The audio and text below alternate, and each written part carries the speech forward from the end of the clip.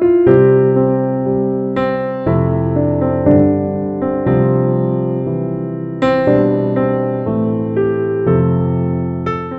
வைணவ பக்தி இலக்கியங்கள் கடவுளை பற்றி சொல்லும்போது இந்த மழையோடு ஒப்பிட்டு சொல்லும்.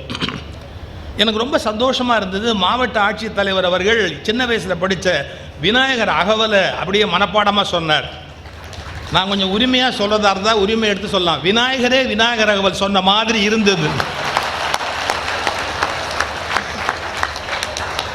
இதுதான் எங்கள் குறும்பு, எங்களை ஒன்றும் திருத்த முடியாது.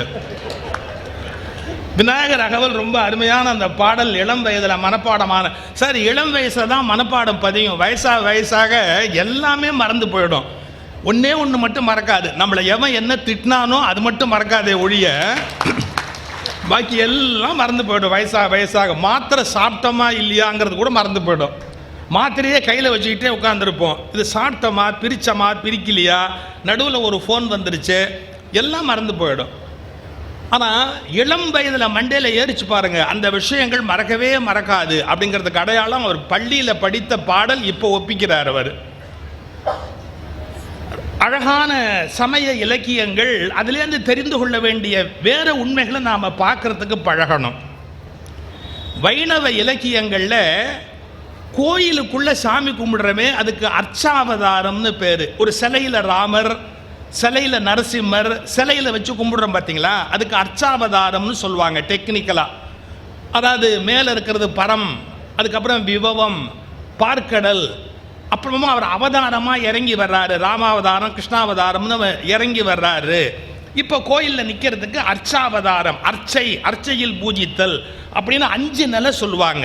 அந்த பரம பொருளுக்கு 5 நிலை அப்படிம்பாங்க. எனக்கு அது முக்கியம் இல்லை, அதை தண்ணீரோடு ஒப்பிட்டு சொல்லுவாங்க. தண்ணீருங்கிறது எப்படி இருக்குது அப்படின்னு கேட்டிங்கன்னா, அது எல்லா இடத்துலையுமே இருக்குது. தண்ணீர் இல்லாத இடமே கிடையாது. நீக்கமர எல்லா இடத்துலையும் நிறைஞ்சிருக்கு. அது மாதிரி பரம், கடவுள் மேலே இருக்கிறாரு. தண்ணீர் எப்படி எல்லாத்துலேயும் இருக்கோ அதே மாதிரி நிறைந்திருக்கிறார், பரம் அப்படின்பா. அப்புறம் கோயிலுக்கு வருகிற போது, அதுதான் எனக்கு முக்கியம், கடல்லேருந்து மழை நீர் ஆவியாகி அந்த ஆவி மழையாக பெய்து ஒரு நதியாக ஓடுது இல்லையா, அது மாதிரி தான் ராமனும் கிருஷ்ணனும் அவதாரம் எடுத்து நடந்து வந்தது. நதி நடந்து வந்த மாதிரி அந்த தண்ணீர் எப்படி நடந்து போனதோ அது மாதிரி தண்ணீர் பாய்ந்த மாதிரி கடவுள் மனிதனாக நடந்து போனார். ராமனா கிருஷ்ணனா நதி மாதிரி நடந்து போனார் அப்படின்னா இதில் கூட பெரிய விசேஷம் இல்லை. அதுக்கு அடுத்தது தான் ரொம்ப அழகு. எல்லா காலத்திலையும் அப்படி இருக்க முடியாது அப்படின்னா, அந்த மாதிரி போகிற தண்ணீர் இருக்கு இல்லையா, அது ஏரி, குளம், அது மாதிரி இடங்கள்ல கொஞ்சம் சேகரித்து வச்சுக்குவாங்க. எப்பவுமே மழை பெஞ்சு தண்ணி கிடைக்காது. ஏரியில் குளத்தில் சேகரித்து வச்சுருக்கிறதுனால அந்த ஏரி குளம் மாதிரி தான் நாம் இன்னைக்கு கோயிலில் கும்பிட்டுக்கிட்டு இருக்கிறோம்ல, அந்த அர்ச்சாவதாரம்னு எழுதி வச்சான். கடவுளுடைய அருள் ஓடிக்கொண்டே இருந்தது, நதியாக ஓடிச்சு. அதை அங்கங்கே சேகரித்து வச்ச மாதிரி கோயிலுக்குள்ள ஒரு உருவத்தில் சேகரித்து வச்சிருக்கிறாங்க. அது அர்ச்சாவதாரம் அப்படின்னா. இன்னொன்று டெக்னிக்கலாக அந்தர்யாமித்துவம்னு ஒன்று சொல்லுவாங்க. அந்தர்யாமித்தம்னா எல்லாத்துக்கும் உள்ளே இருக்கிறது. அதையும் தண்ணீரோடு இணைச்சி சொன்னான்.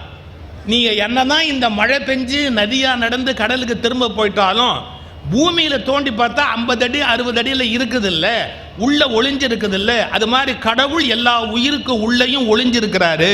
தட் இஸ் கால்டு அந்தர்யாமித்துவம் அப்படின்னு இந்த தண்ணீரோட கடவுளை இணைச்சு சொன்னான். கடவுளுக்கும் தண்ணீருக்கும் ஒரு பொருத்தம் இருக்கு அப்படின்னு.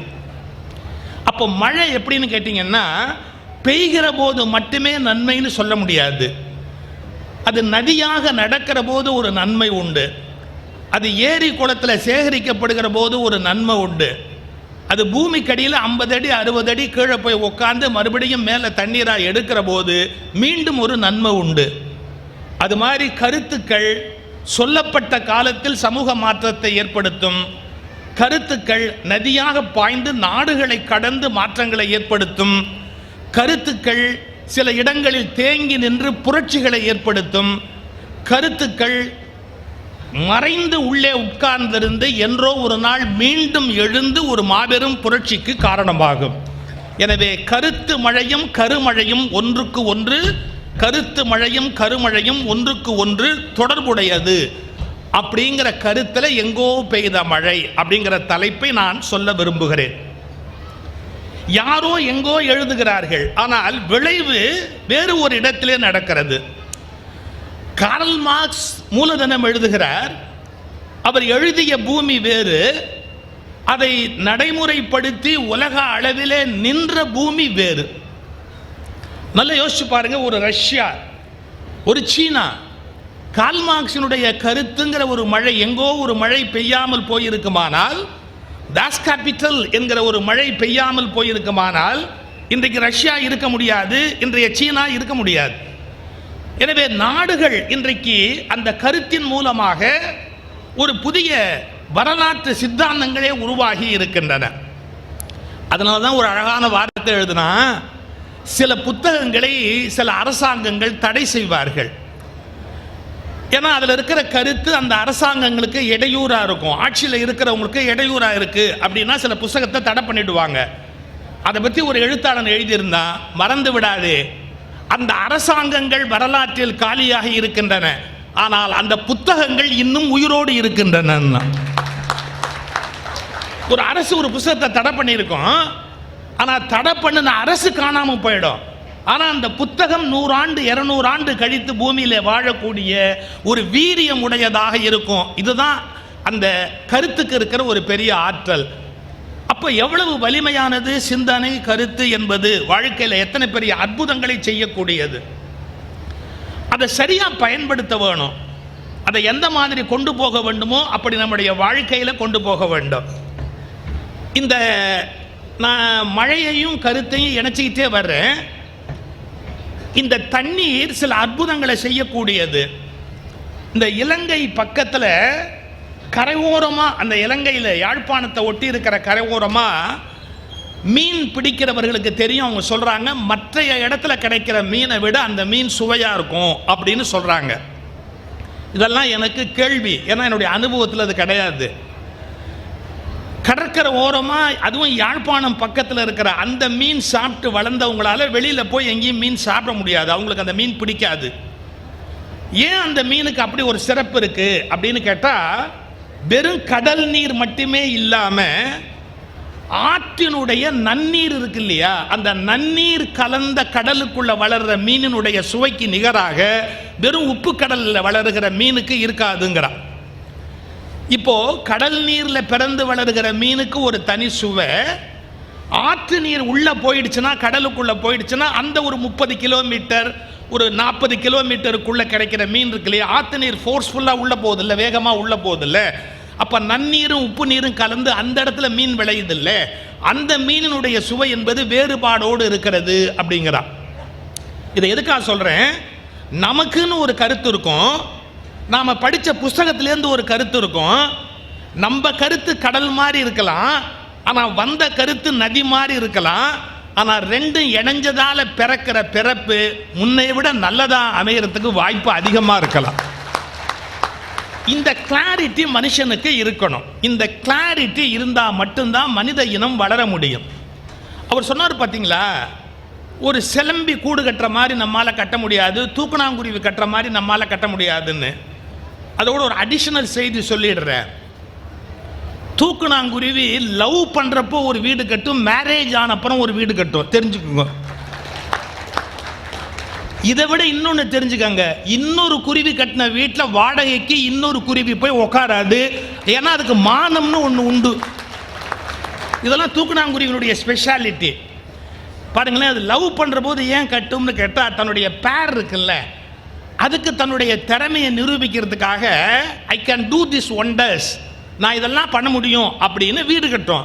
நீங்கள் நம்புனா நம்புங்க, அந்த பெண் தூக்குனாங்குருவி ஒவ்வொரு வீடாக உள்ளே போய் பார்த்து, இந்த பையதான் நல்லா கட்டியிருக்கிறான், இவனோட தான் குடுத்தனம் நடத்தணும்னு முடிவு பண்ணி, யார் நல்லா வீடு கட்டுச்சோ அவனோட மட்டும்தான் அது குடியிருக்கும். இதெல்லாம் அதுக்கு இப்படியெல்லாம் பார்த்தா பல ஆம்பளைக்கு கல்யாணமே ஆகாது. ஆனால் அதுங்க இது மாதிரி வச்சிருக்கு, சில குவாலிட்டியெல்லாம் வச்சிருக்கு. தூக்குனாங்குருவி நல்ல வீடு கட்டணும்னு அழகு பாருங்க, அப்புறமா இன்னொரு வீடு கட்டும், பிஃபோர் மேரேஜ் ஒரு வீடு கட்டும், அப்புறம் குஞ்செல்லாம் வந்துடுது இல்லை, அப்போ ஸ்பேஷியஸாக வேணும் இல்லை, அதுக்கு இன்னொரு வீடு கட்டும். ஒன்று கட்டினதில் இன்னொன்று போய் போனால் போதுன்னு போய் உட்காந்துக்கிட்டு நம்ம காலத்தை ஓட்டலாம் அப்படிங்கிற புத்தி அதுக்கு கிடையாது. என்னமோ சில குவாலிட்டிஸ் ஜெனட்டிக்கலி அவர் அழகாக சொன்னார், மரபணுக்கள் வழியாக அதுக்கு கடத்தப்படுகிறது. ஆனால் மனித இனத்துக்கு மட்டும் அது இல்லைங்கிற விஷயத்தை ஐயா ரொம்ப அழகாக சொன்னார். அது ஏன் இல்லைன்னு சொல்கிறேன்.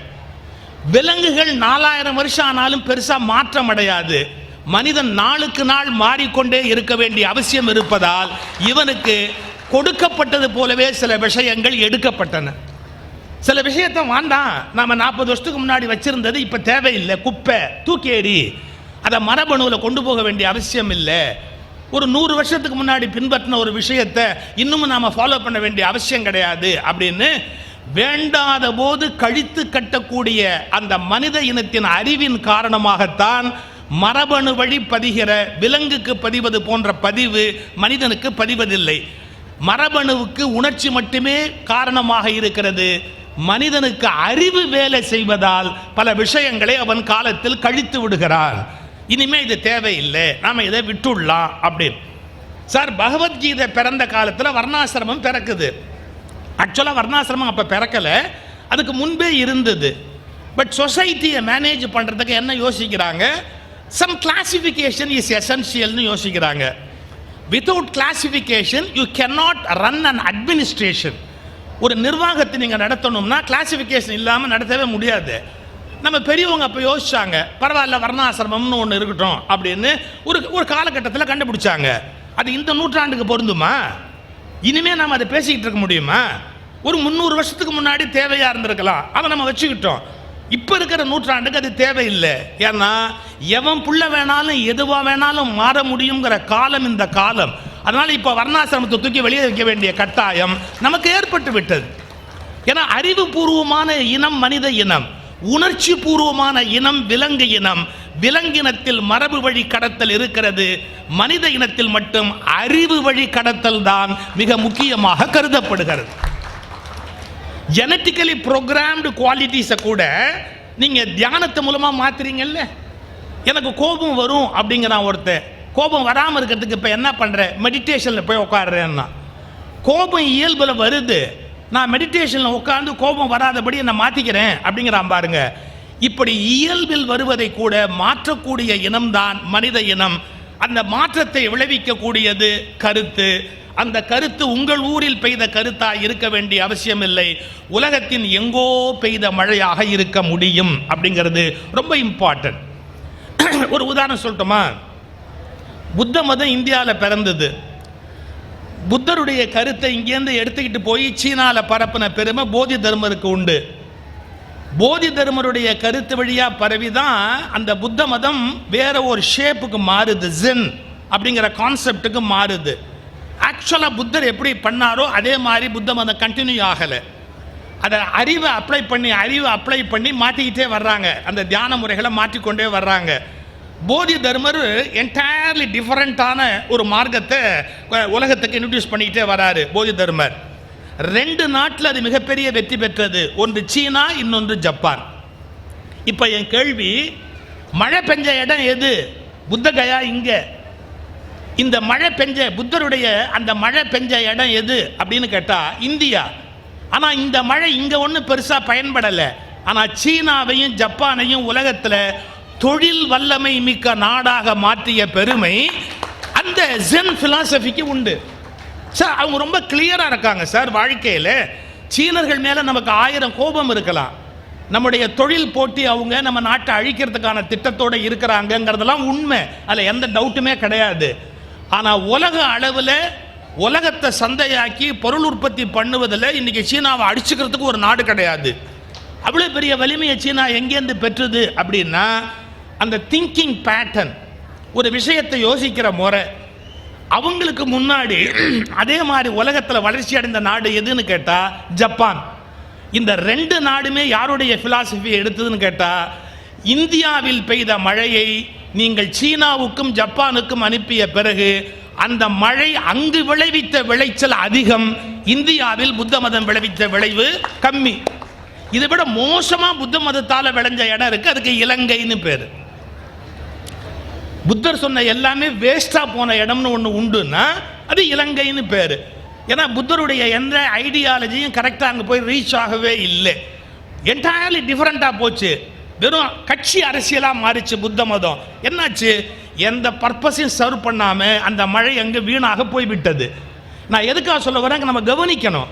இதுதான் ஜென்னா போய் சீனாவை மாற்றுது, ஜப்பானை மாற்றுது. ஆனால் அதே புத்த கருத்து இலங்கையில் போய் தோத்து போச்சு. நம்ம புரிஞ்சுக்கணும். இப்போ சொல்லட்டுமா, புத்தரை கொண்டாடுவது புத்திசாலித்தனம் அல்ல. புத்தரின் கருத்தில் எதை கொண்டாடுவது என்பதை எவன் கண்டுபிடித்தானோ அவனை கொண்டாடுவது புத்திசாலித்தனம். But we are doing a mistake. நம்ம கொண்டாடினா ஒரு ஆளை பெருசாக கொண்டாடிக்கிட்டே உட்காந்துருப்போம். யோ, அந்த ஆள் சொன்ன கருத்தை அந்த ஊரில் எடுபட்டுது, இந்த ஊரில் ஏன் எடுபடலை? அந்த கருத்தை இவன் வேற மாதிரி வாங்கிக்கிட்டான், இவன் வேற மாதிரி வாங்கிக்கிட்டான். நீங்கள் ஒரு ஆச்சரியமான விஷயம், எல்லாருக்குமே ஒரே மாதிரி ஒரு அறிவு புரியும்னு சொல்ல முடியாதுங்க. ஒருவர் ஒரு விஷயத்தை புரிந்து கொள்ளுகிற மாதிரி இன்னொருவரால் புரிந்து கொள்ள முடியாது. அதாவது நம்முடைய இறையன்பு அவர்கள் உலகை உருக்கிய வாசகங்கள் அப்படின்னு ஒரு அருமையான புஸ்தகம் எழுதியிருக்கிறார். அந்த உலகை உலுக்கிய வாசகங்கள்ங்கிற புஸ்தகத்தில் ஒரு சாப்டரில் ஒன்று குறிப்பிடுவார். டெமோக்ரட்டிஸை பற்றி குறிப்பிடுற போது ஒரு வார்த்தை என்ன எழுதுவார், உண்மையை பற்றிய அறிவு மனிதனுக்கு மனிதன் வேறுபடும். உண்மையை பற்றிய அறிவு மனிதனுக்கு மனிதன் வேறுபடும். எப்படி சார் வேறுபடலாம்? உண்மைன்னா எல்லாருக்கும் அதே தானே உண்மை கிடையாது. ஒரு உண்மையை நீங்கள் புரிஞ்சுக்கிற ஆங்கிள் வேற, ஒரே உண்மையை அவங்க புரிஞ்சுக்கிற ஆங்கிள் வேற, இதே உண்மையை இவங்க புரிஞ்சுக்கிற ஆங்கிள் வேற. உண்மை உண்மையா இருக்கிறதாலேயே வெற்றி பெறும்னு சொல்ல முடியாது. எவன் எப்படி புரிஞ்சுக்கிறாங்கிறதால தான் உண்மை வெற்றி பெற முடியுமே ஒழிய உண்மை உண்மையாலேயே வெற்றி பெறும்னு சொல்ல முடியாது. இது ஒரு ஆச்சரியமான விஷயம். இதை டெமோக்ரட்டிஸ் எழுதுறாரு, சொல்லியிருக்கிறாரு. உண்மையை பற்றிய அறிவு மனிதனுக்கு மனிதன் வேறுபடும். அதனால தான் பெட்டன் ரசல் அவரை பற்றி எழுதும்போது சொல்றாரு, அதிர்ஷ்டவசமாக ஒரு மாபெரும் உண்மையின் மீது மோதி இருக்கிறார். யாரு? டெமோக்ரட்டிஸ் அதிர்ஷ்டவசமாக ஒரு மாபெரும் உண்மையின் மீது மோதி இருக்கிறார். இதை புரிய வைக்கிறதுக்கு இறையன்பு சில உதாரணங்கள் சொல்றாரு. என்ன சொல்றாரு? ஐன்ஸ்டீனுக்கே தெரியாது. என்ன தெரியாது? அவர் ஒரு ஈக்குவேஷனை கொண்டு வராரு. E = mc² அப்படிங்கிற ஒரு ஈக்குவேஷனை உலகத்துக்கு கொடுக்குறாரு. நல்லா யோசிங்க, இது ஒரு அருமையான கண்டுபிடிப்புன்னு தான் ஐன்ஸ்டீன் நினைச்சாரு. ஆனால் இந்த சனியனை வச்சு தான் அணுகுண்டு கண்டுபிடிப்பான்னு அவருக்கே தெரியாது. E = mc² அப்படிங்கிற ஒரு பெரிய அறிவுபூர்வமான உண்மையை ஐன்ஸ்டீன் உலகத்துக்கு கொடுத்துட்டாரு. ஆனால் இதுதான் அணுகுண்டு கண்டுபிடிக்கிறதுக்கு யூஸ்ஃபுல்லாக போகுது அப்படிங்கிறத ஐன்ஸ்டீன் அறியலை. ஏன்னா பின்னால கெஞ்சுறாரு. அமெரிக்க அதிபர் அணுகுண்டு போடலான்னு முடிவு பண்ற போது கடிதம் எழுதுறார், அந்த பாவகரமான காரியத்தை பண்ணிடாத, நீ இதை வைத்துக்கொண்டு அந்த காரியத்தை பண்ணிடாத, தயவுசெய்து அந்த கெட்ட பேர் உலகம் உள்ள வரைக்கும் எனக்கு நிற்கும், பண்ணாது அப்படின்னு அமெரிக்க ஜனாதிபதிக்கு அவர் எழுதின கடிதம் இருக்கு. எதுக்கு சொல்ல வர? அவர் வேற ஏதோ நோக்கத்துக்காக ஒரு உண்மையை சொல்றாரு.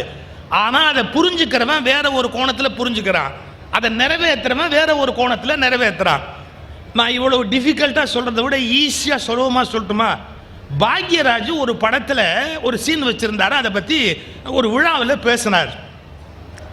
அதாவது சீன் எப்படின்னு கேட்டிங்கன்னா, வெறும் நடிகர்கள் நடிகைகளை வச்சு இல்லை, வர்ற பாமர மக்களை வச்சு அந்த படத்தில் எடுத்தால் நல்லாயிருக்கும் அப்படின்னு ஒரு 80 வயசு கிழவி, 80னா வயசாகி போச்சா கிழவியான்னு கேட்டு என்னை தயவுசெய்து கோர்ட்டில் கேஸ் போட்டு கெடுத்து விடாதீங்க. நான் ஏதோ தப்பாக சொல்லிட்டே வச்சுங்க. 80 வயசு இளம் பெண், ஏன் எனக்கு எதுக்கு வம்பு, நான் எதுக்கு சண்டைக்கு போவான்னு. 80 வயசு தமிழில் எவ்வளோ வயசானாலும் பேரிளம் பெண் தான் பேர் வச்சானே ஒழிய கிழவிங்கிறது தமிழ் வைக்கவே இல்லை, வானான்ட்டா. ஆனால் நாமளும் மாற்றிடுவோம்.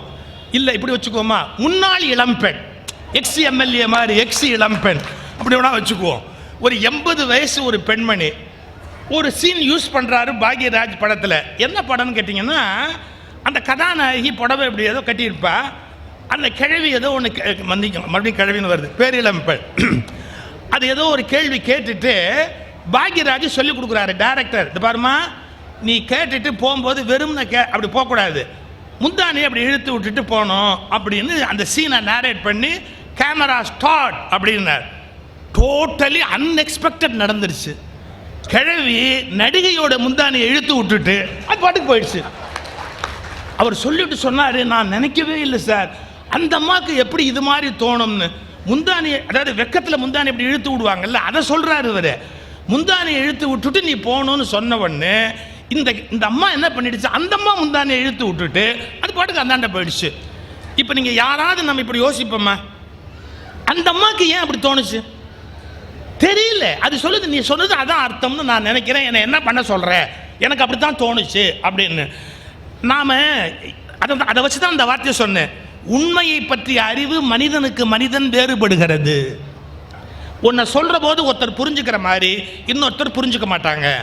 என்டையர்லி தவறுதலாக புரிந்து கொண்டு சண்டை போடுவாங்க. இப்போ இந்த உண்மையை மட்டும் நீங்கள் புரிஞ்சுக்கிட்டீங்கன்னா புருஷ பொண்டாட்டி சண்டையை இன்னைக்கு ராத்திரியோடு நிறுத்திவிட்டு எல்லாரும் ஒரு புதிய பொற்காலத்தை நோக்கி போகலாம். நான் எப்படி சொல்கிறேனோ அப்படியே நீ புரிஞ்சுக்கணும்னு யாரையும் கட்டாயப்படுத்தாதீங்க. நாம் சொல்கிறதுக்கு புரிஞ்சுக்கிட்டதுக்கு காரணம் நம்மோட 30 வருஷத்து அனுபவமாக இருக்கலாம். அவங்க வேறு சூழலில் வளர்ந்துருக்கலாம். அவங்க அதை புரிஞ்சுக்கிற மெத்தடே வேறையாக இருக்கலாம். அதை அண்டர்ஸ்டாண்ட் பண்ணிக்கிற மெத்தடே வேறையாக இருக்கலாம். நான் எப்படி புரிஞ்சுக்கிட்டேனோ அப்படி நீ புரிஞ்சுக்கோன்னு கட்டாயப்படுத்தக்கூடாது. இன்னொரு உதாரணம் சொல்ல பாருங்க. இன்னும் கொஞ்சம் மேலே போகிறேன். திருச்சிராப்பள்ளியில் ராதாகிருஷ்ணன் ஒரு பெரிய பேச்சாளர், என்னுடைய பேராசிரியர். திருச்சி ஆர்ஆர் அப்படின்னா கம்பெனிலலாம் ரொம்ப நல்லா பேசுவார். நான் பேச ஆரம்பித்த காலம் நிறைய ட்ராவல் பண்ணுவேன். அப்போ ரொம்ப கடுமையான ட்ராவல் எனக்கு.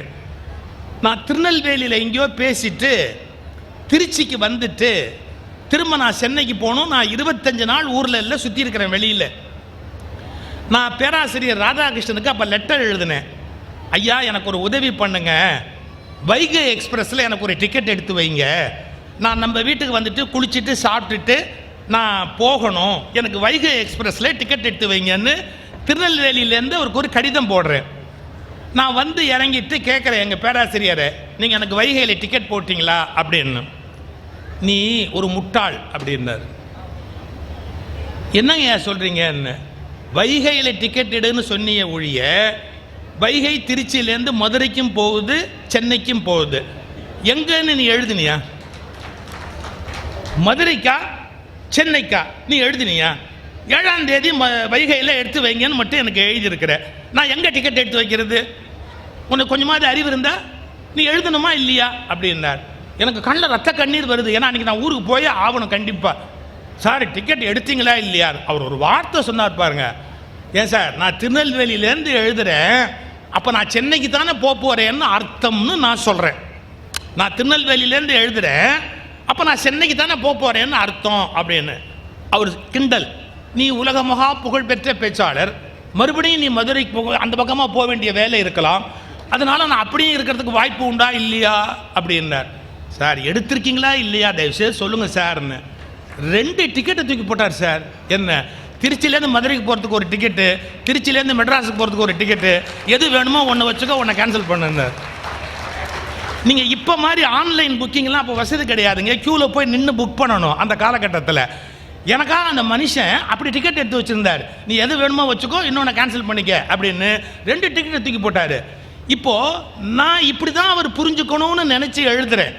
ஆனால் அவர் எப்படி வேணாலும் வாய்ப்பு இருக்குன்னு என்னை விட 2 ஆங்கிளில் யோசிக்கிறாரு.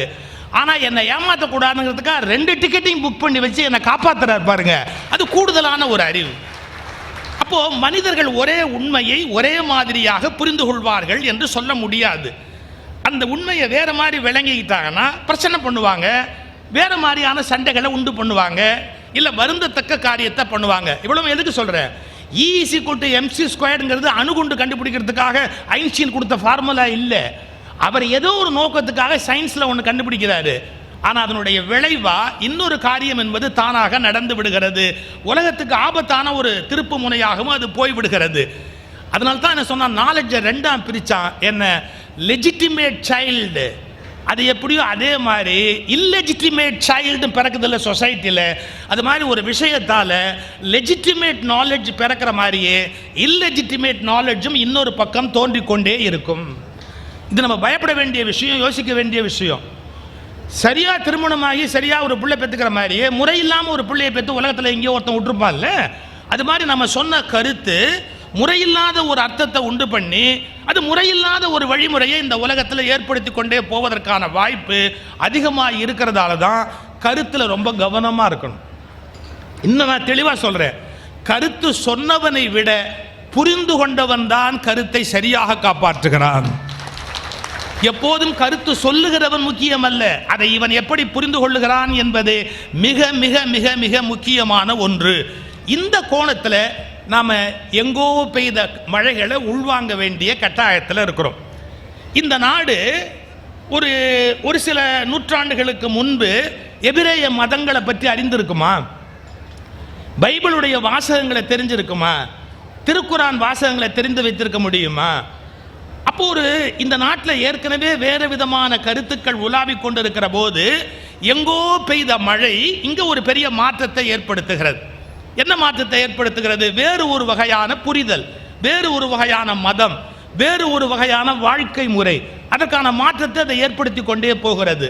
அதை நம்ம புரிந்து கொள்ளணும். இது நான் ஓஷோ படிப்பதற்கு முன்பு இருந்த நிலை வேறு, ஓஷோ படித்ததுக்கு அப்புறம் என்னுடைய மனோநிலை வேறு. நான் ஏன் புத்தக கண்காட்சியில் பேசுவதை ஒரு சந்தோஷமாக செய்கிறேன். மற்ற இடங்கள்லேருந்து அழைப்பு வருங்க, ஆனால் ஆட்சித்தலைவரே ஃபோன் பண்ணி வரணும்னு சொன்னது இந்த கரூர் புத்தக கண்காட்சியில் மட்டும்தாங்க. அவரே ஃபோன் பண்ணார், கண்டிப்பாக நீங்கள் பேச வரணும் அப்படின்னு சொல்லி. நாங்கள் மகிழ்ச்சியாக வருவதற்கு என்ன காரணம் அப்படின்னு கேட்டால், நாம் சில புத்தகங்களை படிப்பதற்கு முன்பு இருந்த மனோநிலையே வேறு, படித்ததுக்கு அப்புறம் நம்முடைய சிந்தனை போக்க வேறையாக மாறிடும். அது வரைக்கும் இருந்த நாம வேறு, அதுக்கப்புறமா இருக்கிற நாம வேறு. ஓஷோவுடைய மிகப்பெரிய தாக்குதல் எல்லாத்தையுமே பரிசீலனை பண்ணு, இது பெர்ஃபெக்ட் அது பெர்ஃபெக்ட்னா, ஈவன் காடே பெர்ஃபெக்ட்னு சொல்ல முடியாது. பெர்ஃபெக்ஷனுக்காக நீ இவ்வளோ கஷ்டப்படாது, கொஞ்சம் ஆழமாக யோசிச்சு பாரு.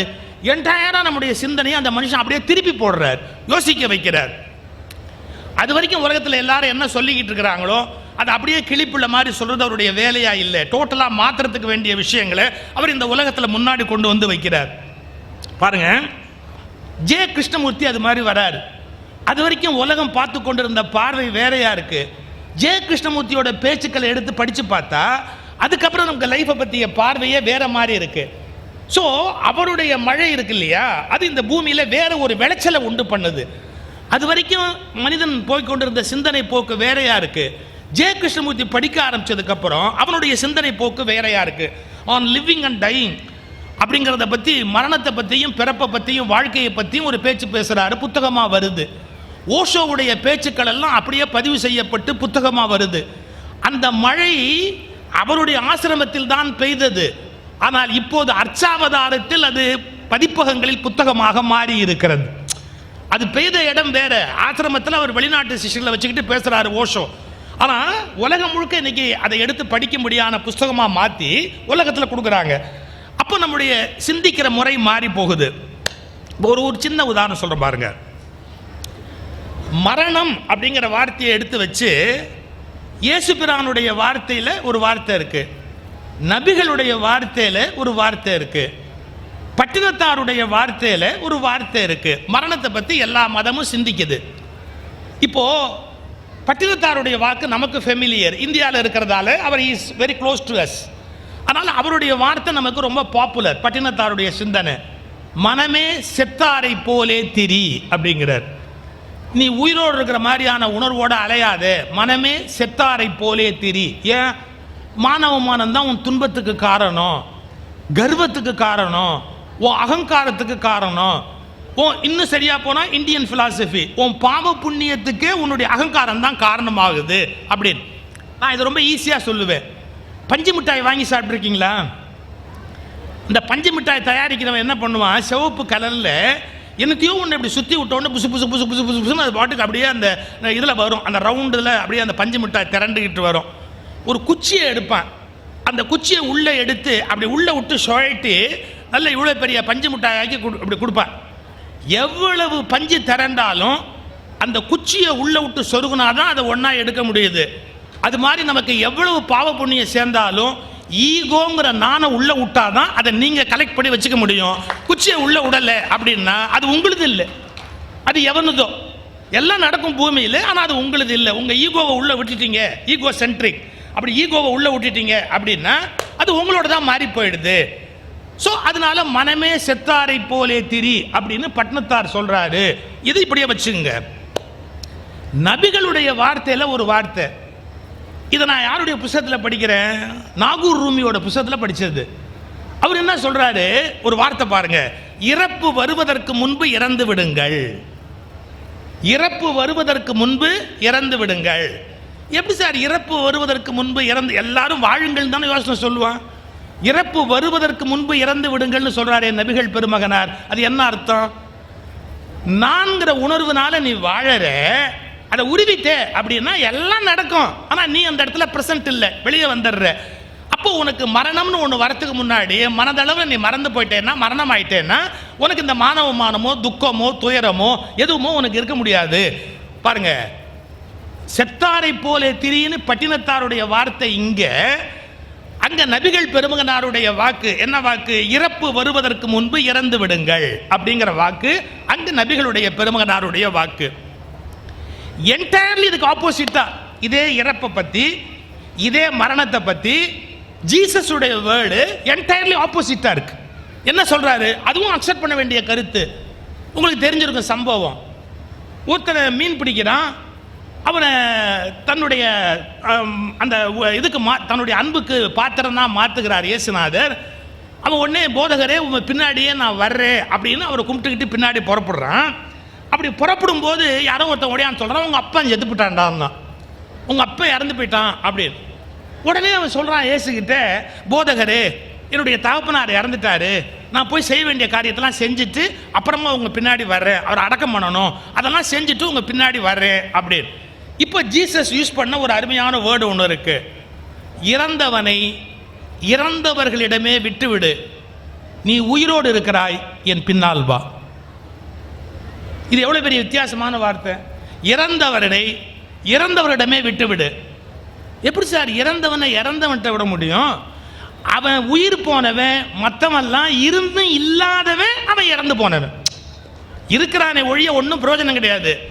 அவனுக்கு விழிப்பு வரல, அவேர்னஸ் வரல, ஞானம் வரல, அவன் இன்னும் முழிக்கவே இல்லை. தூங்குறவன் எப்படி தூங்குறானோ அதே மாதிரி அவன் செத்து போனவன் மாதிரியே இருக்கிறான் இந்த பூமியில். இப்போ சில பேர் நீங்கள் அவன் பேசுறதுலையோ அவன் நடந்துக்கிறதுலையோ சாப்பிட்றதுலையோ ஒரு விழிப்பே இருக்காது, பார்த்துருக்கீங்களா? அப்படியே எடுத்த பாட்டு சாப்பிட்டே இருப்பான். இப்போ எதுக்கு இவ்வளோ சாப்பிட்ணும், நம்ம இப்போ எதுக்காக இதை சாப்பிட்ணும் அப்படிலாம் யோசிக்கவே மாட்டான். இதை விட வாரியார் சுவாமி ரொம்ப அழகான உதாரணம் சொல்வார். அர்த்தமே இல்லாமல் பேசுவான், அர்த்தமே இல்லாமல் பேசுவான், பார்த்துருக்கீங்களா? எப்படி? உங்கள் ஊரில் யாரும் செத்து போனதா செய்தி வந்தது, அது நீயா உங்கள் அண்ணனான் தான். இது என்ன ஐடியாவில் இந்த கேள்வி கேட்குறான்? உங்கள் ஊரில் யாரோ செத்து போனதா செய்தி வந்தது, அது நீயா உங்கள் அண்ணனான். அவன் ஒரு பதில் சொன்னான் பாருங்க, தெரியல அண்ணனை கேட்டு சொல்கிறேன்னா. இந்த கான்வர்சேஷனில் ரெண்டு பேரும் உயிரோடு இருக்கானா செத்து போட்டானா? இப்போ நான் அவனை சொன்ன உடனே சிரிச்சிட்டிங்களே, நாம் எவ்வளோ பேர் அது மாதிரி முட்டாள்தனமாக பேசுவோம் தெரியுங்களா? நம்மக்கிட்ட கடன் வாங்குறதுக்கு வந்து சொல்கிறான், என் தலையை அடகு வச்சாவது நான் 7ஆம் தேதி, உன் தலையை அடகு வச்சா ஏன்னா 7 ரூபா கொடுப்பான். நான் தலைகீழாக நின்னாது இதை முடிப்பேம்மா. தலைகீழாக நின்னா ஒன்றும் முடியவே முடியாது இந்த உலகத்தில். இன்னும் சில பேர் சொல்லுவாங்க, நான் செத்தா கூட காரியம் நடக்கும்னா. செத்தா உனக்கு தான் காரியம் நடக்குமே ஒழிய ஒன்னால் செத்தா ஒரு காரியமும் நடத்த முடியாது. நம்ம பேசுகிற போது கான்வர்சேஷனில் நிறைய அர்த்தம் இல்லாத விஷயத்தை பேசுகிறோம். அப்போ இவன் உயிரோடு இருக்கான்னு எப்படி சேர்த்துக்கிறது? இவனை செத்து போயிட்டவன். இப்போ பாருங்க, நபிகளுடைய வார்த்தையில் இறந்தவனை இறந்தவன் அப்படிங்கிற இடத்துல அர்த்தம் பண்ண வேண்டிய முறை வேற. ஈகோயிஸ்டிக்காக இருக்காது. இறந்த நிலையில் பட்டினத்தாருடைய வார்த்தையை மாதிரி மனமே செத்தாரை போலே திரி, அங்கே அர்த்தம் பண்ண வேண்டியிருக்கு. ஆனால் ஜீசஸுடைய வார்த்தையை யூஸ் பண்ணுற போது இறந்தவனை இறந்தவனிடமே விட்டுவிடு, நீ உயிரோடு இருக்கிறாய். என்ன அர்த்தம்? உனக்கு அவேர்னஸ் வந்துருச்சு, ஸோ யூ ஃபாலோ மீ, நீ உயிரோடு இருக்கிறாய், என் பின்னாலே வா அப்படிங்கிறார். இப்போ நீங்கள் படிக்கிறவங்க இறந்தவன்கிற வார்த்தை எங்கே வந்தாலும் ஒரே அர்த்தம் வச்சுக்க கூடாது, புரியுதா? இறந்தவன்ற வார்த்தை எங்கே வந்தாலும் இதான் அர்த்தம்னு இல்லை. இந்த இடத்துல இறந்தவன் என்பதற்கு இது அர்த்தம், இந்த இடத்தில் இறந்தவன் என்பதற்கு இது அர்த்தம். அதனால் தான் சொல்லுகிறேன், மீண்டும் மழை சமமாகத்தான் பெய்கிறது, ஆனால் விதை தான் வித்தியாசமாக வாங்கி கொள்ளுகிறது.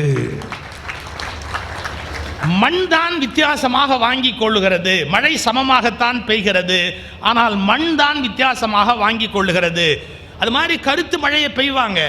நாம கரெக்டான ஒரு அர்த்தத்தை கண்டுபிடிச்சு எடுத்தாதான் அது உள்ளேந்து நடக்க வேண்டிய ஒன்று நடக்கும். ஏன்னா நாம இந்த உலகத்தில் இறந்தவன்கிற அர்த்தத்துக்கு 2 அர்த்தம். விழிப்பு உணர்வு இல்லாதவன் ஒரு அர்த்தம், இன்னொன்று அகங்காரத்தால் துன்பப்படுகிறவன், அகங்காரம் இல்லாமல் போகிற போது இறந்தவன் என்ற தன்மையினை பெறுகிறான். இது ஞானத்தில் உயர்நிலை. அது அஞ்ஞானத்தின் பெருநிலை. இந்த ரெண்டு வித்தியாசத்தையும் தெரிந்து கொண்டு எல்லா நூல்களையும் படிப்பதற்கான ஒரு பழக்கத்தை நாம் ஏற்படுத்தி கொள்ளணும். சார், மனுஷன் துன்பப்படுறதுக்கு என்ன காரணம் அப்படின்னு கேட்டால், ஏதோ ஒரு வகையில் ஒரு அகங்காரம் நமக்கு இருக்கும். இந்த அகங்காரத்தினுடைய வேடிக்கை சொல்லட்டுமா? ஒரு மனுஷனுடைய அகங்காரம் எப்படின்னா, சில பேர் ரொம்ப பணிவானவன் மாதிரியே கழுத்த இருப்பான். அவனை தான் சமாளிக்கவே முடியாது.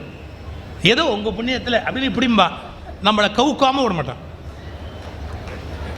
அது என்ன சொல்கிறான்? டிஃபென்சிவ் ஈகோங்கிறான். அவன் ஈகோவை எப்படி பயன்படுத்துவான்னு கேட்டிங்கன்னா, அவனை நீங்கள் வீழ்த்தவே முடியாது. அந்த மாதிரி தன்னுடைய ஈகோவை ஃபுல்லாக வச்சுருப்பார். மேடையில் பேசும்போதே சொல்லும்போது, ஏதும் அறியாத, ஒன்றும் தெரியாத, அது எங்களுக்கே தெரியுமே, இவ்வளவு சொல்லிட்டு ஒன்று சொல்லிட்டீங்கன்னா அப்புறம் அவன் நீ சொல்கிறது தப்புன்னு போய் கேட்க முடியுமா? நான் தான் முதலே சொல்லிட்டேனேப்பா, ஏதும் அறியாத, ஒன்றும் அறியாதுன்னு சொல்லிட்டேனே அப்படின்னு ரொம்ப பணிவாக பேசுகிற மாதிரி உச்சபட்ச அகங்காரத்தோடு பேசுவோம். ரொம்ப கொடுமை சார். அது பணிவாக பேசுகிற மாதிரி உச்சபட்ச அகங்காரத்தோடு ஒருத்தன் பேசிக்கிட்டு இருப்பான். இது எவ்வளோ பெரிய கஷ்டமான விஷயம். இதுலேருந்து வெளியே வரணுமா இல்லையா? நான் ஒரு சம்பவம் படித்தேன். காளிதாசன் எவ்வளோ பெரிய மகாகவி காளிதாசன். இந்த மகாகவி காளிதாசன் ஒரு முறை தெரு வழியாக போகிறாரு. தாகம் எடுத்தது, தண்ணி குடிக்கணும்னு நினச்சாரு. அங்கே ஒரு கிணத்துல ஒரு அம்மா தண்ணி இறச்சிக்கிட்டு இருந்தது. அந்த அம்மாட்ட போய் தண்ணி கேட்கணும். அம்மா கொஞ்சம் குடிக்க தண்ணி கொடுங்கம்மா, தாகமாக இருக்குது, தண்ணி கொடுங்கம்மா அப்படின்னு இப்படி கையை நீட்டுறாரு. அந்த அம்மா ஊற்றணும். அந்த அம்மா ஒரு வார்த்தை கேட்டுச்சான், நீ யாருன்னே தெரியாமல் நான் எப்படி உனக்கு தண்ணியை எடுத்து கொடுக்குறது? நீ யார்? நீ சொல்லு முதல்ல, நீ யார்? காளிதாசன் யோசிச்சானா, நாம் மகாகவி காளிதாசன், உலக புகழ்பெற்ற கவிஞன், இதெல்லாம் இந்த கிராமத்து பொம்பளைக்கு புரிய போதே? இது ஏதோ கிராமத்தை தண்ணி அரைச்சிக்கிட்டு இருக்கிற ஒரு மக்கு, இதுக்கு போய் இதெல்லாம் எப்படி புரிய வைக்கிறது? அதனால் டக்குன்னு இதெல்லாம் வேணாம், நம்ம பெரிய காளிதாசன் கவிஞன் இதெல்லாம் சொல்லிகிட்டு இருக்க வேணான்ட்டு டகால்னு இப்படி ஒரே ஒரு வார்த்தை சொன்னார். யார் என்னை வந்து ஒரு ஒரு ஒரு ஒரு வழிப்போக்கன்னு வச்சுக்கியேன். வழிப்போக்கன், வெளியில் போகிறவன் வழிப்போக்கன், வழிப்போக்கன் தண்ணி கொடு. அந்த பெண்மணி ஒரு கேள்வி கேட்டா, 2 பேர் தான் இந்த உலகத்தில் வழிப்போக்கன். யார்?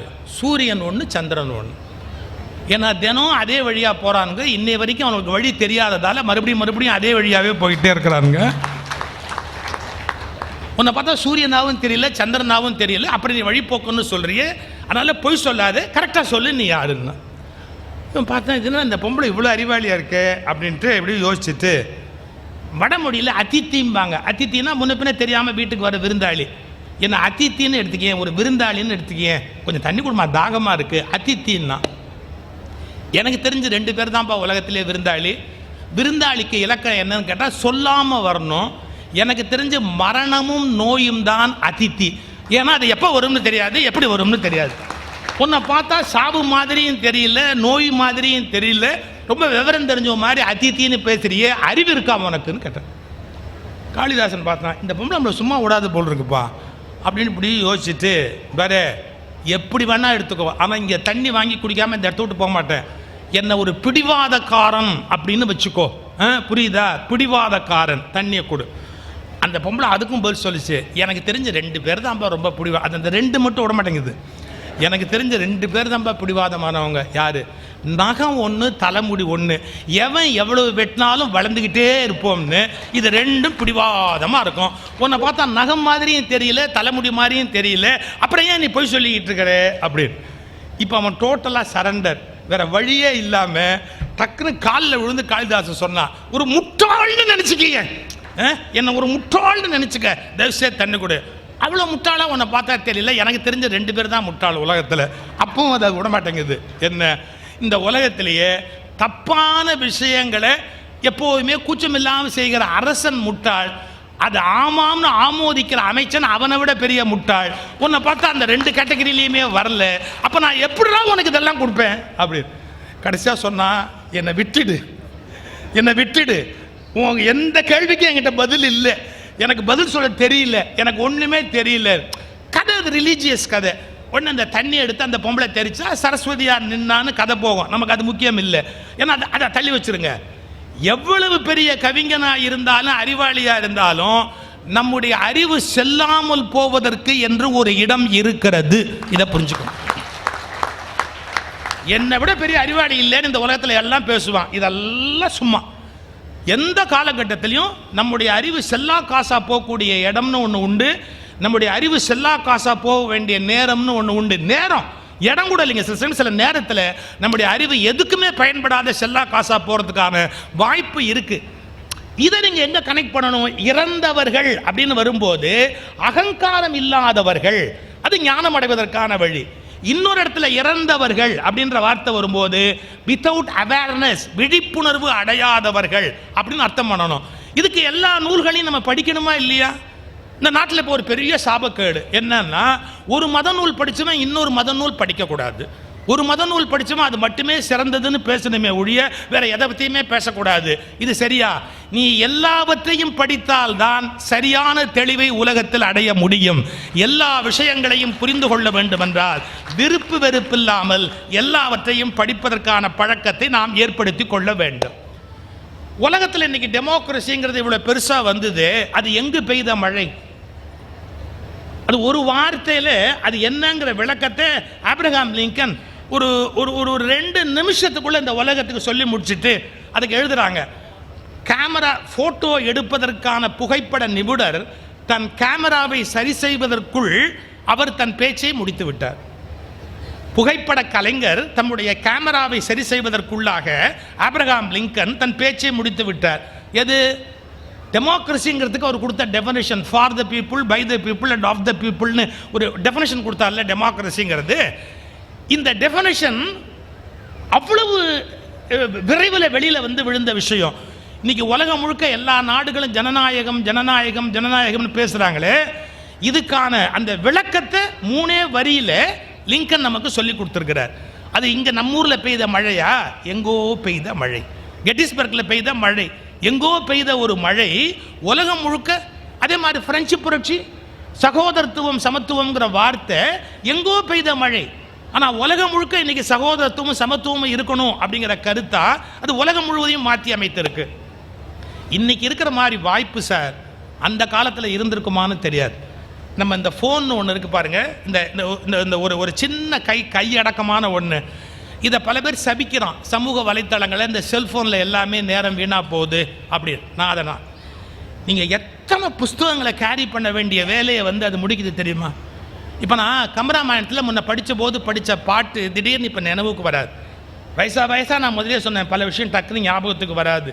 சமயத்தில் ஒய்ஃப் பேரே ஞாபகத்துக்கு வராமல் நாம் பட்ட அவமானம் என்னங்கிறது நமக்குள்ளே தெரியும். இத்தனைக்கும் ஏகப்பட்ட ஒய்ஃபும் இல்லை, ஒன்று தான் இருந்தாலும் அது நாம் ஒரு மாதிரி கூப்பிட்டு பழகியிருப்போம் வீட்டில். அது உங்கள் ஒய்ஃப் பேர் என்ன அப்படின்னு கேட்டால் நம்ம கூப்பிட்டு அந்த கொனஸ்ட்ரியான பேர் தான் ஞாபகத்துக்கு வருமே ஒழிய ஒரிஜினலாக அவங்க டாக்குமெண்ட்டில் இருக்கிற பேர் நமக்கு ஞாபகத்துக்கு வராது. இது ஒரு பெரிய சங்கடம். அப்படி எத்தனையோ விஷயங்கள் நமக்கு மறந்து போகுது. இது பாருங்கள், இந்த ஒன்று கம்பராமாயணத்தில் எந்த பாட்டு நான் பேசணும் அப்படின்னு நினச்சாலும் பாட்டோட வரியை போட்டு அப்படி எடுத்து அப்படி டக்குன்னு அப்படியே பார்க்க முடியுது.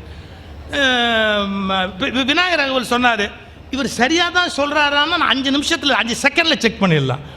டப்புன்னு அப்படி விநாயகர் ராகவல்னு போட்டு அப்படி எடுத்து பார்த்தா நடுவில் 2 வார்த்தையை விடாமல் சொல்லிட்டாரு, விட்டுட்டு சொல்லிட்டாரு, எல்லாத்தையும் கரெக்டாக அப்படியே பார்த்துடலாம்.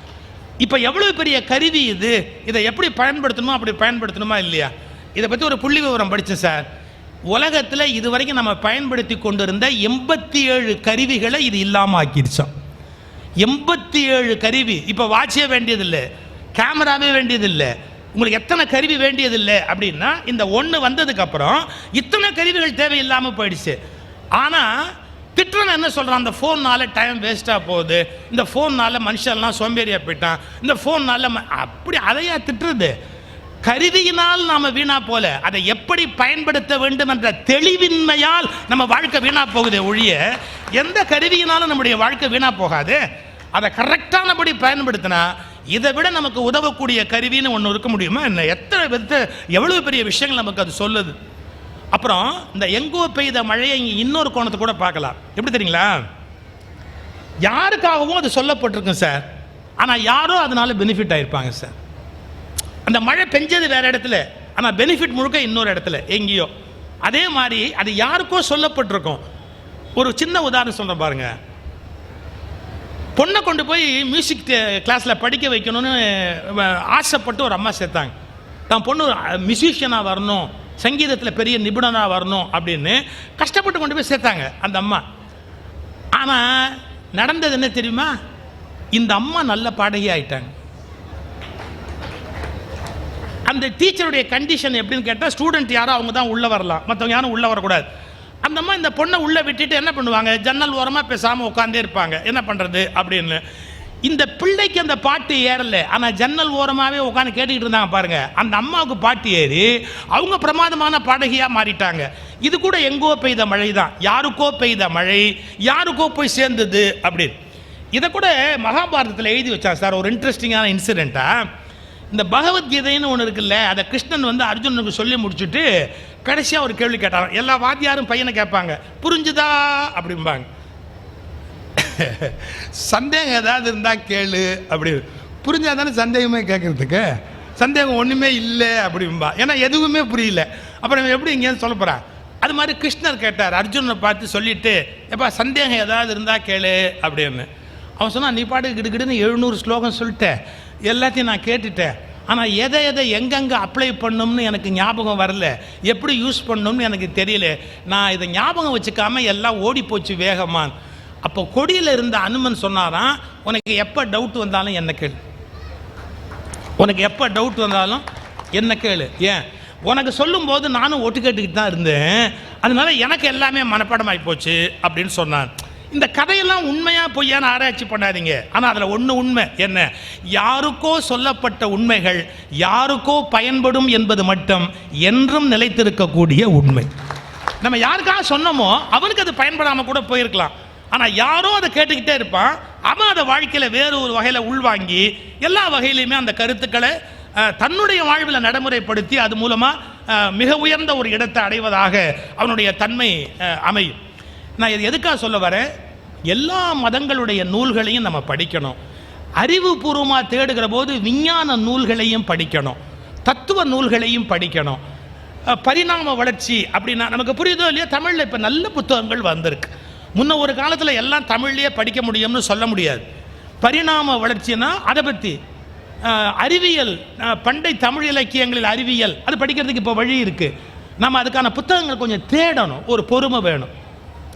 புத்தக கண்காட்சியும் வந்துட்டு மிளகா பஜ்ஜி மட்டுமே சாப்பிட்டுட்டு போகிறதுன்னு ஒரு முடிவோடு வந்தால் அப்புறம் நாம் ஒன்றும் பண்ண முடியாது.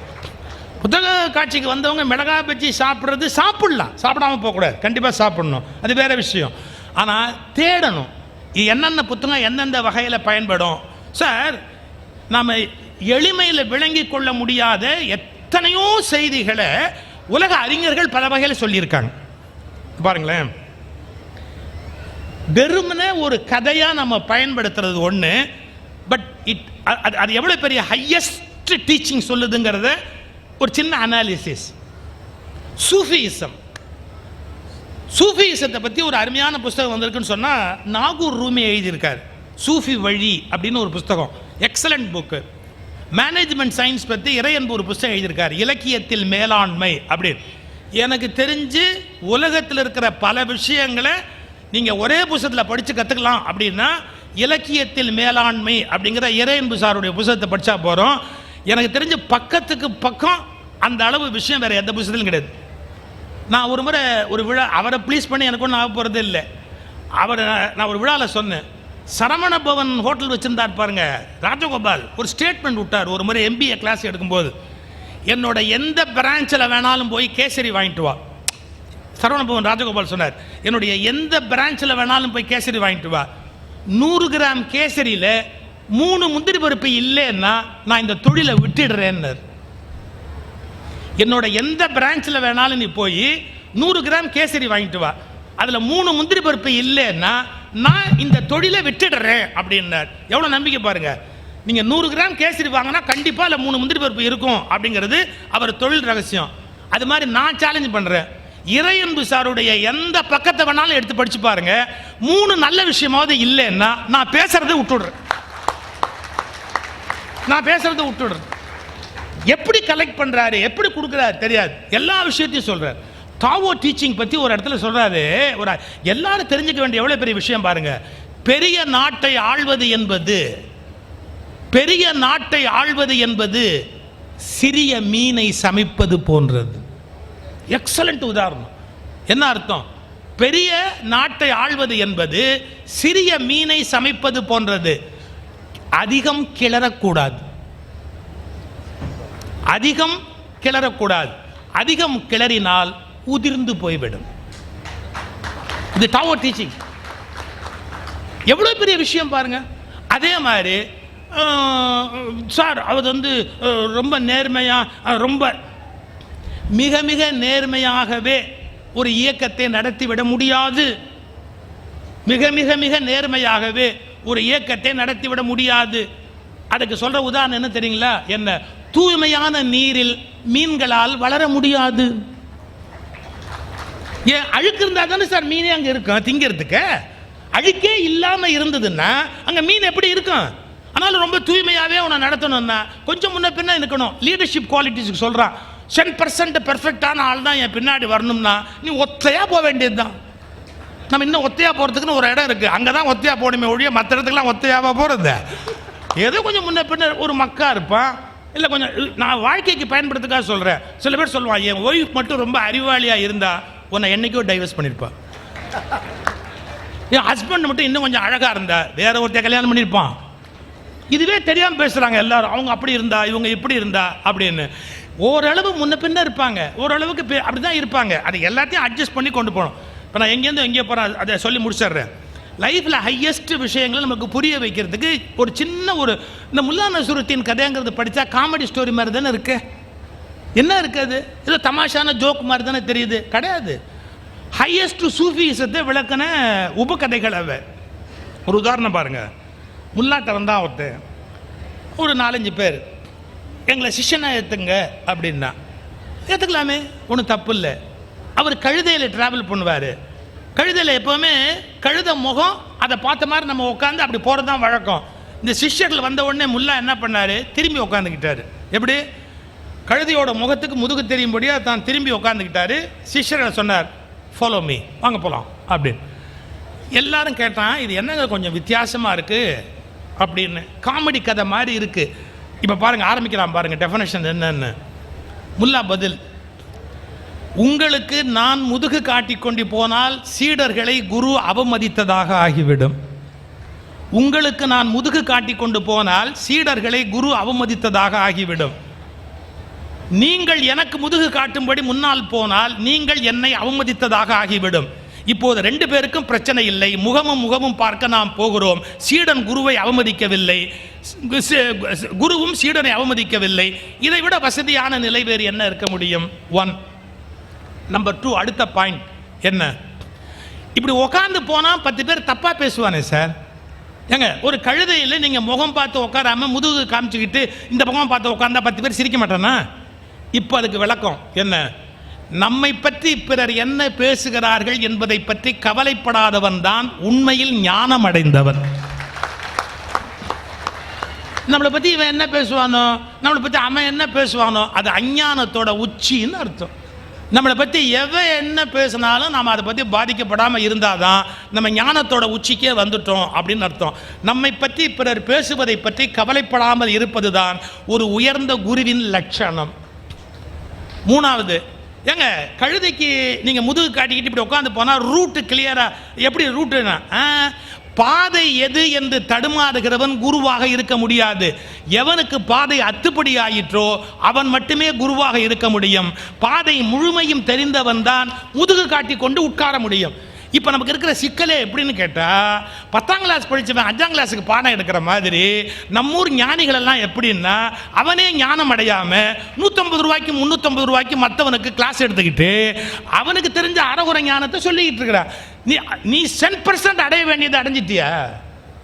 உனக்கு அதனுடைய முழுமை தெரியுமா? அதனுடைய உச்சி என்னன்னு தெரியுமா? பாருங்க, பாதையை பற்றிய கவலை இல்லாமல் இருப்பவன் தான் உண்மையான ஞானியாக இருக்க முடியும். எல்லாத்தோட ரொம்ப முக்கியம், இப்படி கழுதைக்கு முதுகு காட்டிக்கிட்டு உட்கார்றது, சிஷ்யர்களை பார்த்துக்கிட்டே வர்றது அசௌகரியமான வழியா இல்லையா? எவ்வளோ அசௌகரியமான விஷயம். இப்போ பாருங்க, உலகத்தாருக்கு எது அசௌகரியமோ அதுதான் ஞானம் அடைந்தவனுக்கு சௌகரியமான வழி. இந்த உலகத்தார் எதெல்லாம் சௌரியம்னு சொல்கிறாங்களோ அவனுக்கு அது பெரிய சௌரியம் இல்லை. எதெல்லாம் அசௌரியம்னு சொல்கிறாங்களோ அதெல்லாம் அவனை பொறுத்த வரைக்கும் சௌரியமான வழி. இப்போ முல்லாவுடைய ஒரு விஷயத்தை நாம் ஒரு ஸ்டோரி ஜோக்காக போடுறோம், ஒரு பத்திரிகையில் பார்டர் கட்டி சின்னதாக ஜோக் மாதிரி போடுறோம். இல்லை, அது உங்களுக்கு உண்மையான சூஃபியிசம் ஞானத்தை உணர்த்துவதற்கான ஒரு மிகப்பெரிய பாடத்திட்டம். இப்படி தேர்ந்தெடுத்து நாம் படிக்கிற போது நூற்றுக்கணக்கான ஆயிரக்கணக்கான செய்திகளை பெறலாம். எனவே மழை பெய்த இடத்திலேயே நன்மை செய்ய வேண்டும் என்பதில்லை. எங்கோ பெய்கிறது, எங்கோ நன்மை செய்கிறது. யாருக்கோ பெய்கிறது, யாரோ நன்மை அடைகிறார்கள். எங்கோ பிறந்து நதியாகிறது, கடலில் மீனின் நறுமணம் மாற்றி அமைக்கப்படுகிறது. இப்படி கருத்துக்கள் மழையாக எங்கோ பெய்து யாரையோ மாற்றி எத்தனையோ மாற்றங்களை செய்திருக்கின்றன. இந்த கருத்துக்களை சுமந்து வருகிற புத்தகங்கள் எங்கோ பெய்த மழை. வணக்கம்.